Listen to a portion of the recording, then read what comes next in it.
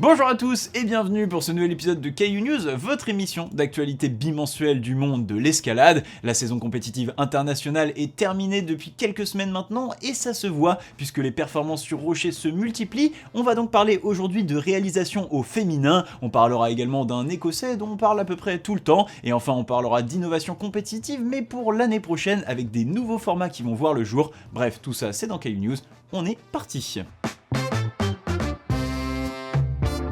News numéro 1, et pour commencer l'émission, on sera en Espagne sur le mythique spot d'Albarracín où le bloc Yuneru 8C est tombé sous les assauts d'une française, j'ai nommé Marine Thévenet. Peut-être que pour certains d'entre vous, le nom de Marine Thévenet ne vous dit rien, et pourtant il s'agit là d'une des toutes meilleures bloqueuses françaises en activité. D'abord grande compétitrice avec un titre de championne de France de bloc en 2014, puis quelques participations en Coupe du Monde, elle se concentre uniquement sur le rocher à partir de 2016. Là, elle fait rapidement tomber de grosses cotations jusqu'en 2020, où elle entre dans le cercle très fermé des grimpeuses dans le 8B+, avec New Baseline à Magic Wood. Elle rajoute alors quelques croix de choix comme Compass North 8B+, à son palmarès, avant de faire à 35 ans une entrée que l'on n'attendait plus vraiment dans le 8C, devenant la première française dans la cote, ou plutôt la deuxième si l'on compte la double nationalité de Brooke Ravoutou, et l'une des 4 ou 5 premières femmes au monde. Une aventure commencée en 2023 lorsqu'elle enchaîne Call of Silence, un autre 8B d'Albarracín, sur le chemin du retour en compagnie d'Hugo Bernard Brunel, un autre fort bloqueur français, il passe devant Yuneru et se met en tête d'essayer le bloc. Et si Hugo l'enchaînera dès ce séjour, pour Marine, malgré un run très proche de l'enchaînement, il faudra revenir. Elle s'entraîne alors spécifiquement durant tout ce mois de septembre avant de finalement débloquer son compteur cette semaine en inscrivant son nom au palmarès du bloc féminin qui ne cesse d'ailleurs de repousser ses limites. News numéro 2, et on continue avec la deuxième très grosse perf de cette semaine, la répétition du bloc Spots of Time 9A par nul autre que l'écossais Will Bosey. Un nouvel enchaînement qui vient placer Will seul grimpeur avec 4 réalisations dans la cotation la plus haute jamais atteinte en bloc. Il devance donc Simon Lorenzi et Aidan Roberts, chacun avec 3 blocs dans la côte, mais plus que l'enchaînement, c'est aussi la rapidité avec laquelle Will a expédié l'affaire qui choque. Il n'aura fallu à l'écossais de 25 ans que 8 sessions pour faire tomber le tout nouveau 9A d'outre-Manche. Ajoutez à ça Burden of Dreams en 14 sessions, Return of the Sleepwalker en 12 sessions, Alphan en 10 sessions et maintenant Spots of Time 8 sessions. Cet homme est fabuleux, légendaire ou tout simplement au-dessus. Bref, je n'ai plus les mots, alors j'en ai fait un spot publicitaire. Everything's begin with a smile. Nothing takes us across the ages. Traveling the world. Looking for ourselves. Today, I found it. Spots of Will, the new fragrance by Caillou TV.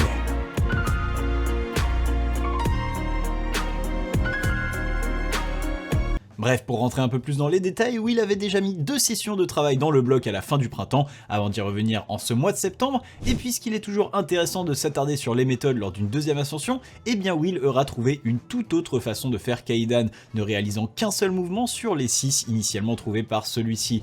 D'abord en commençant avec un talon, puis en skippant une première intermédiaire sur la gauche, avec un grand mouvement, avant de skipper une autre intermédiaire, ne donnant que 3 gros mouvements sur le bloc. Bref, c'est votre pote grand qui vient de rando votre projet.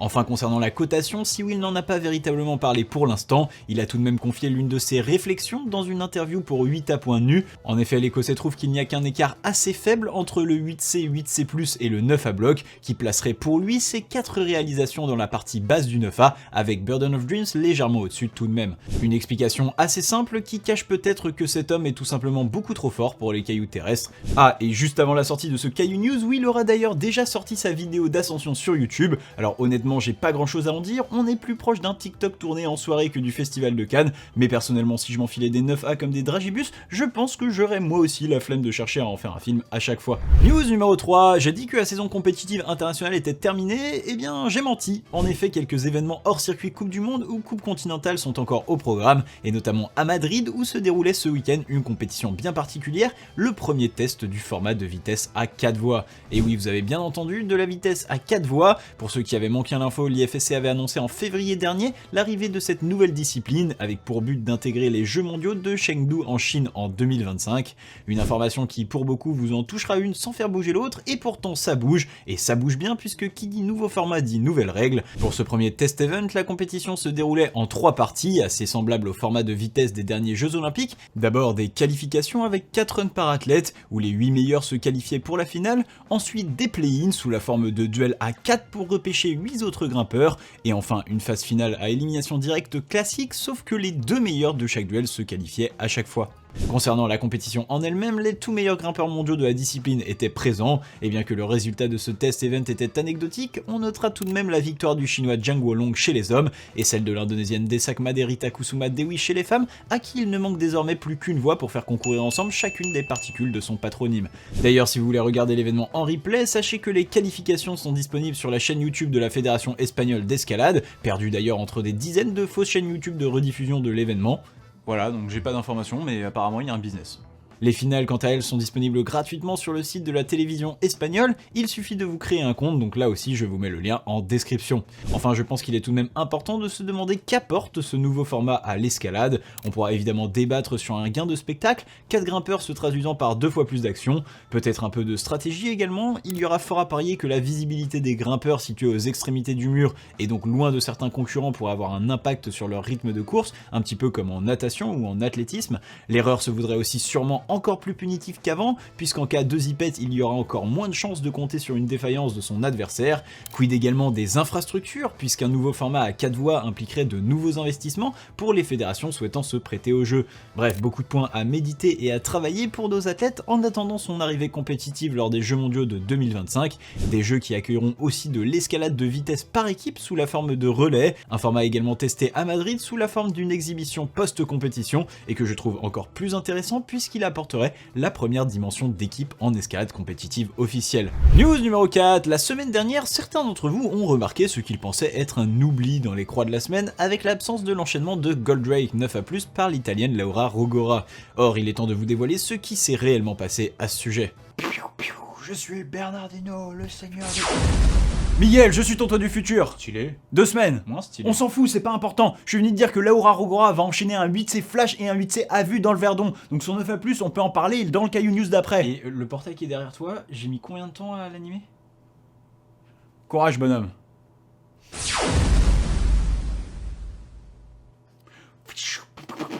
Et oui, car il est vrai qu'on n'a pas assez parlé de l'année fantastique de Laura Rogora. Après sa participation aux Jeux Olympiques et son double titre de championne d'Europe de combiné et de difficulté, l'Italienne aura effectué un retour fracassant sur falaise, d'abord avec l'enchaînement du 9A+ Goldrake, donc à Cornalba, entre la Coupe du Monde de Prague et de Séoul, une cotation encore rare en escalade féminine avant de venir dans le Verdon en France.